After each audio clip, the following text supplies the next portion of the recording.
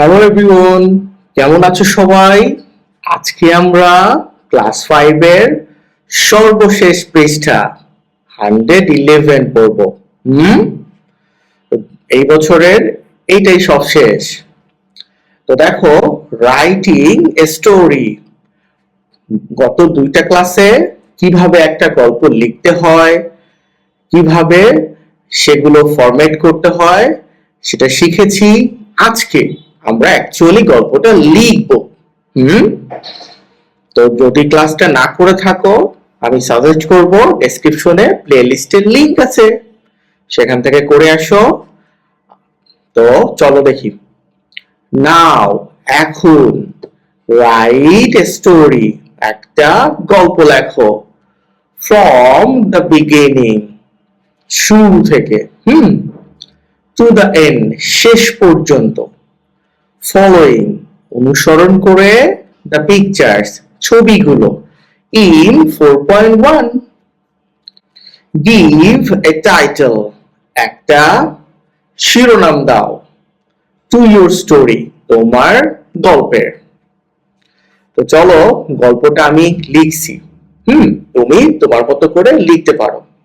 আমি একটু ছোট রাখার চেষ্টা করছি, তুমি চাইলে আরো সুন্দর করে আরো অনেক বড় করে লিখতে পারো।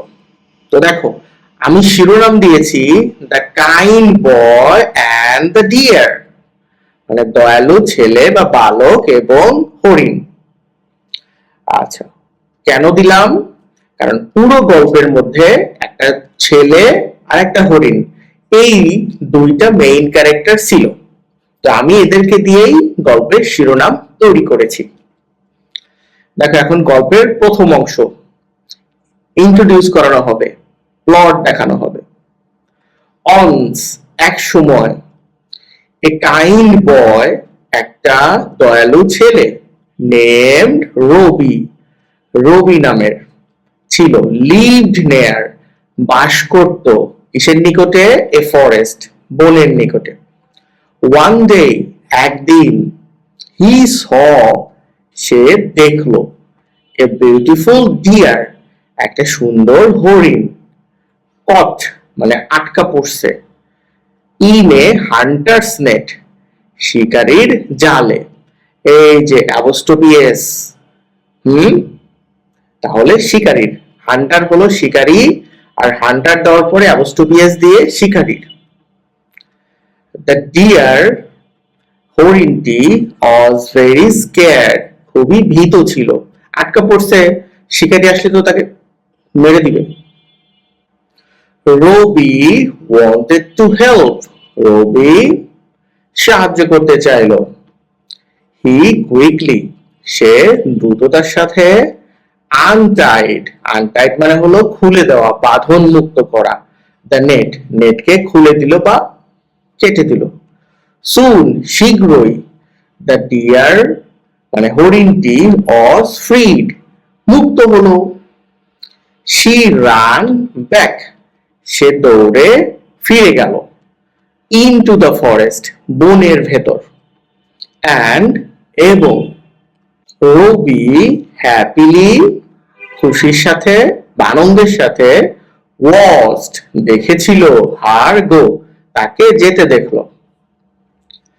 এ ফিউ ডেজ লেটার, কিছুদিন পর, রবি রিটার্ন, ফিরে আসলো, টু দ্য ফরেস্ট, বনে, টু সি দ্য ডিয়ার, হরিণ দেখার জন্য, মানে ওই হরিণটাকে দেখার জন্য।